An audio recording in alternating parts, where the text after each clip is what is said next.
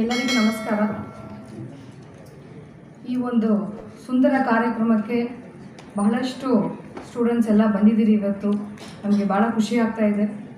ನನಗೆ ಕನಸಿತ್ತು ಆ್ಯಕ್ಚುಲಿ, ನಾನು IAS ಆದ ಮೇಲೆ ಭಾಳಷ್ಟು ಜನರಿಗೆ ನಾನು ಇನ್ಸ್ಪೈರ್ ಮಾಡಬೇಕು ಅಂತ ಒಂದು ನನಗೆ ಡ್ರೀಮ್ ಇತ್ತು. ನಾನು IAS ಆದ ಮೇಲೆ I have worked in different places. Kalyana Karnataka ಭಾಗದಲ್ಲಿ ತುಂಬ ಹಿಂದುಳಿದ ಜಿಲ್ಲೆ. ಯಾವ ವಿಷಯಗಳಲ್ಲಿ ಅಂದರೆ ಆರೋಗ್ಯ ಇರ್ಬೋದು, ಶಿಕ್ಷಣ ಇರ್ಬೋದು, ಬೇರೆ ಬೇರೆ ವಿಷಯಗಳಿರ್ಬೋದು. ಎಜುಕೇಷನ್ ಆಪರ್ಚುನಿಟಿ ಇಲ್ಲ, ಜಾಬ್ ಆಪರ್ಚುನಿಟಿ ಇಲ್ಲ. ಬಟ್ ಇಲ್ಲಿ ಬಂದ ಮೇಲೆ ನಮಗೆ ಗೊತ್ತಾಯಿತು, ಇಲ್ಲಿ ಹ್ಯೂಮನ್ ರಿಸೋರ್ಸ್, ಸಂಪನ್ಮೂಲ ಅಂತ ಹೇಳ್ತೀರಲ್ಲ, ಭಾಳ ಟ್ಯಾಲೆಂಟೆಡ್ ಜನ ಇಲ್ಲಿ ಇದ್ದಾರೆ ಆ್ಯಕ್ಚುಲಿ. ಬಟ್ ಏನಿದೆ, ಅವ್ರಿಗೆ ಅವಕಾಶ ಸಿಕ್ಕಿಲ್ಲ, ಅವ್ರಿಗೆ ಐಡಿಯಾಸ್ ಸಿಕ್ಕಿಲ್ಲ, ಮತ್ತು ಅದು ಹೇಗೆ ಇಂಪ್ಲಿಮೆಂಟ್ ಮಾಡಬೇಕು ಅಂತ ಒಂದು ವೇಸ್ ಸಿಕ್ಕಿಲ್ಲ.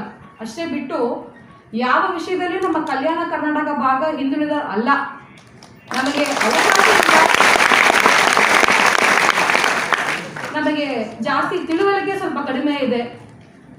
ಮತ್ತು ನಾವು ಯಾವಾಗಲೂ ಕೋಚಿಂಗ್ ಇಲ್ಲ ಟ್ರೈನಿಂಗ್ ಹೋಗಬೇಕಂದ್ರೆ ಬೆಂಗಳೂರು ಹೋಗಬೇಕು, ಇಲ್ಲ ಧಾರವಾಡ ಹೋಗಬೇಕು, ಇಲ್ಲ ಹೈದರಾಬಾದ್ ಹೋಗಬೇಕು. ಈಗ ಇರುವ ಸ್ಥಿತಿ ಇದೇ ಇದೆ ನಮ್ಮ ಜಿಲ್ಲೆಯಲ್ಲಿ.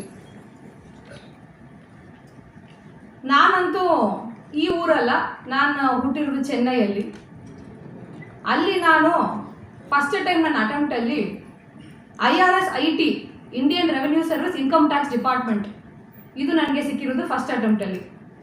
ನನ್ನ ಎರಡನೇ ಅಟೆಂಪ್ಟಲ್ಲಿ ಐ ಸೆಕ್ಯೂರ್ಡ್ 28th ರ್ಯಾಂಕ್. ಆವಾಗ ನನಗೆ IAS ಸಿಕ್ಕಿತ್ತು. I am from a very ordinary middle class family. ನಮ್ಮಲ್ಲಿ ಯಾರೋ IAS ಓದಿರೋರು ಅಲ್ಲ, IAS ಫೀಲ್ಡಲ್ಲಿರೋರು ಯಾರೂ ಇಲ್ಲ, ನಮಗೆ ಗೊತ್ತಿರೋರು ಯಾರೂ ಇಲ್ಲ. ನಾನು ಓದುವಾಗ ಕೆಲವು ವಿಷಯಗಳನ್ನು ನಾವು ಮನಸ್ಸಲ್ಲಿ ಇಟ್ಕೊಂಡಿದ್ದೀನಿ. ನಾನು BDS dentist by profession. So ನನ್ನ ಡಿಗ್ರಿ ಮುಗಿದ ಮೇಲೆ ಇಂಟರ್ನ್ಶಿಪ್ ಮಾಡುವಾಗ ನನಗೆ 1 ವರ್ಷ ಟೈಮ್ ಸಿಕ್ಕಿತ್ತು. ಆ 1 ವರ್ಷ ಟೈಮಲ್ಲಿ ನಾನು ಒಂದು ದಿಟ್ಟ ನಿರ್ಧಾರ ತಗೊಂಡಿದ್ದೀನಿ. Every day at least 5 to 6 hours ಓದಬೇಕು, ಫೋಕಸ್ಡ್ ಆಗಿ ಓದಬೇಕು. ಸುಮ್ಮನೆ ಎಲ್ಲ ಬುಕ್ಸು ಇಟ್ಕೊಂಡು ಓದುವುದಲ್ಲ IASಗೆ ಪ್ರಿಪೇರ್ ಮಾಡೋದು. ಭಾಳ ಫೋಕಸ್ಡ್ ಅಪ್ರೋಚ್ ಇರಬೇಕು. ನಿಮಗೆ ಆಪ್ಷನಲ್ಸ್ ಬಹಳ ಕೇರ್ಫುಲ್ ಆಗಿ ಚೂಸ್ ಮಾಡಬೇಕು. ನಿಮಗೆ ಯಾವ ಸಬ್ಜೆಕ್ಟಲ್ಲಿ ಟ್ಯಾಲೆಂಟ್ ಇದೆ, ಇಂಟ್ರೆಸ್ಟ್ ಇದೆ ಅಂತ ಆಪ್ಷನ್ ಮಾತ್ರ ನೀವು ಚೂಸ್ ಮಾಡಬೇಕು. ಕೆಲವು ಜನ ಏನು ಮಾಡ್ತಾರೆ, ಈ ವರ್ಷ ಈ ಆಪ್ಷನಲ್ ಭಾಳ ಚೆನ್ನಾಗಿ ಮಾರ್ಕ್ ಬಂದಿದೆ, ಅದಕ್ಕೆ ನಾವು ಜಾಗ್ರಫಿ ಚೂಸ್ ಮಾಡೋಣ ಅಂತ ಚೂಸ್ ಮಾಡ್ತಾರೆ. ಬಟ್ ಅವ್ರಿಗೆ ಜಾಗ್ರಫಿಯಲ್ಲಿ ಇಂಟ್ರೆಸ್ಟ್ ಇರುವುದಿಲ್ಲ. ಇನ್ನು ಕೆಲವು ಜನ ಈ ವರ್ಷ ಸೈಕಾಲಜಿಯಲ್ಲಿ ಒಳ್ಳೆಯ ಮಾರ್ಕ್ ಸಿಕ್ಕಿದೆ ಅಂತ ಸೈಕಾಲಜಿ ತಗೊಳ್ತಾರೆ. ಬಟ್ ಅವ್ರಿಗೆ ಸೈಕಾಲಜಿ ಸಬ್ಜೆಕ್ಟಲ್ಲಿ ಇಂಟ್ರೆಸ್ಟ್ ಇರುವುದಿಲ್ಲ. So this is one of the biggest mistakes. ನಾನು ಓದುವಾಗ ನಾನು ನೋಡಿರೋದು ಇದು ಒಂದು ಮಿಸ್ಟೇಕ್ ಇದೆ. ಸೊ ದಯವಿಟ್ಟು ತಾವು ಆಪ್ಷನಲ್ ಸಬ್ಜೆಕ್ಟ್ ಚೂಸ್ ಮಾಡುವಾಗ ಬಹಳ ಯೋಚನೆ ಮಾಡಿ, ತಮಗೆ ಡಿಗ್ರಿ ಸಬ್ಜೆಕ್ಟ್ ಇರಬಹುದು ಅಥವಾ ತಮಗೆ ಇಂಟ್ರೆಸ್ಟ್ ಇರೋ ಸಬ್ಜೆಕ್ಟ್ ಇರಬಹುದು, ಅದನ್ನು ಸೆಲೆಕ್ಟ್ ಮಾಡಿ ಕೇರ್ಫುಲ್ ಆಗಿ. ಮತ್ತು ನಾವು ಏನು ಪ್ರಿಲಿಮ್ಸ್ಗೆ ಪ್ರಿಪೇರ್ ಮಾಡ್ತೇವೆ, ಪ್ರಿಲಿಮ್ಸ್ಗೆ ಪ್ರಿಪೇರ್ ಮಾಡುವಾಗ ನಿಮಗೆ ಜನರಲ್ ಸ್ಟಡೀಸಲ್ಲಿ ಬೇರೆ ಬೇರೆ ಇಶ್ಯೂಸ್ ಇರುತ್ತೆ. Indian polity, history, geography, current affairs. So current ಅಫೇರ್ಸಲ್ಲಿ ನೀವು ಸ್ಟ್ರಾಂಗ್ ಆಗಬೇಕಂದ್ರೆ ಅಟ್ಲೀಸ್ಟ್ ಮಿನಿಮಮ್ ಒಂದು 2 ನ್ಯೂಸ್ ಪೇಪರ್ಸ್ ಓದಬೇಕಾಗುತ್ತೆ. ಓದಿದರೆ ನಿಮ್ಮ ಸುತ್ತಮುತ್ತ ಏನು ಆಗ್ತಾ ಇದೆ ಅಂತ ನಿಮಗೆ ಭಾಳ ಚೆನ್ನಾಗಿ ಗೊತ್ತಾಗುತ್ತೆ. ಮತ್ತು IAS ಪರೀಕ್ಷೆಯಲ್ಲಿ ನೀವು ನೋಡಿದ್ರೆ ಮೇನ್ಸಲ್ಲಿ ನಿಮ್ಮ ಮೆಮೊರಿ ಪವರನ್ನು ಯಾರು ಟೆಸ್ಟ್ ಮಾಡೋದಿಲ್ಲ. ನಿಮಗೆ ಎಷ್ಟು ನೆನಪಿದೆ ಅಂತ ಆ ವಿಷಯ ಯಾರು ಟೆಸ್ಟ್ ಮಾಡೋದಿಲ್ಲ. ಇಂಟರ್ಲಿಂಕಿಂಗ್ ಟೆಸ್ಟ್ ಮಾಡ್ತಾರೆ. GDPಗೂ ಎಕನಾಮಿಗೂ ಏನು ಸಂಬಂಧ ಇದೆ, ಫಾರಿನ್ ರಿಲೇಷನ್ಸ್ಗೂ ಕಂಟ್ರೀಸ್ಗೂ ಏನು ಸಂಬಂಧ ಇದೆ, ಇಂಥ ವಿಷಯಗಳು ನೋಡ್ತಾರೆ. ಸೊ ತಾವು ಏನು ಓದ್ತೀರಿ ಅದನ್ನು ಇಂಟ್ರೆಸ್ಟ್ ತಗೊಂಡು ಓದಿ, ಇನ್ವಾಲ್ವ್ಮೆಂಟ್ ಜೊತೆಗೆ ಓದಿ. ಅದಕ್ಕೆ ನಾನು ಇವತ್ತು ಈ 3 ಪ್ರೊಫೆಷನಲ್ಸ್ ಕರೆದಿದ್ದೀನಿ. ನಾನು ಓದಿರೋದು 2011 ಬ್ಯಾಚ್. ಬಟ್ ಇವರೆಲ್ಲ ಹೊಸ ಬ್ಯಾಚ್ ಇದ್ದಾರೆ.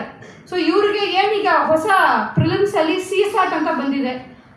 ಅದರಲ್ಲಿ ಏನೇನು ವಿಷಯಗಳಿದೆ, ನಿಮಗೆ ಕರೆಂಟಲ್ಲಿ ಏನಿದೆ ಅದನ್ನು ಅವ್ರು ಹೇಳ್ತಾರೆ.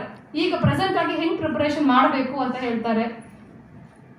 ಇದ್ರ ಮೂಲಕ ನಮ್ಮ ಯಾದಗಿರಿ ಜಿಲ್ಲೆ ಹಿಂದುಳಿದ ಅಂತ ಹೇಳ್ತಾರೆ, ಬಟ್ ನಾವು ಬಹಳ ಫಾರ್ವರ್ಡ್ ಇದ್ದೇವೆ. ಈ ಕಾರ್ಯಕ್ರಮ ಮೂಲಕ ಅಟ್ಲೀಸ್ಟ್ ಒಂದು 10 to 15 of you should enter IAS and KS. ಇದೇ ನನ್ನ ಗುರಿ ಇದೆ, ನನ್ನ ಕನಸಿದೆ. ನಾನು ಜಿಲ್ಲಾಧಿಕಾರಿ ಇರುವಾಗ ನನ್ನ ಮೂಲಕ ಇಷ್ಟು ಜನರು ಒಂದು ಏನೋ ಒಂದು ಯುಟಿಲೈಸೇಷನ್ ಆಗಿದೆ ಅವರಿಗೆ. ಮತ್ತು ಮುಂದಿನ ದಿನಗಳಲ್ಲಿ ನೀವು ನನಗೆ ಒಂದು 5 ವರ್ಷ ಆದ ಮೇಲೆ ಬಂದು ನೋಡಬೇಕು, ಮೇಡಮ್ ನಾನು ನಿಮ್ಮ ಕಾರ್ಯಕ್ರಮ ಅಟೆಂಡ್ ಮಾಡಿದ್ದೀನಿ, ಇವತ್ತು ನಾನು KS ಇಲ್ಲ IAS ಜಾಯಿನ್ ಮಾಡಿದೆ ಅಂತ ನೀವು ಹೇಳಬೇಕು. ಇಷ್ಟು ಒಂದೇ ನನಗೆ ಕನಸಿದೆ. ಖಂಡಿತ ಈ ಕನಸು ನನಸಾಗುತ್ತೆ, ನನಗೆ ಗೊತ್ತಿದೆ. ಸೊ ಈ ಕಾರ್ಯಕ್ರಮಕ್ಕೆ ನಮ್ಮ ಪ್ರೊಫೆಷನಲ್ಸ್ ಮತ್ತು ಎಲ್ಲರೂ ಬಹಳ ಸಪೋರ್ಟ್ ಕೊಟ್ಟಿದ್ದಾರೆ. ಇನ್ನು ಮುಂದಿನ ಇದರಲ್ಲಿ ಅವರು ಹೆಂಗೆ ಪ್ರಿಪೇರ್ ಮಾಡಿದ್ದಾರೆ ಅಂತ ನಿಮಗೆ ಬಹಳ ಕೂಲಂಕುಷವಾಗಿ ಚರ್ಚೆ ಮಾಡ್ತಾರೆ. ಇಷ್ಟು ಹೇಳ್ತಾ ನಾನು 2 ಮಾತನ್ನು ಮುಗಿಸ್ತೀನಿ. ಧನ್ಯವಾದಗಳು.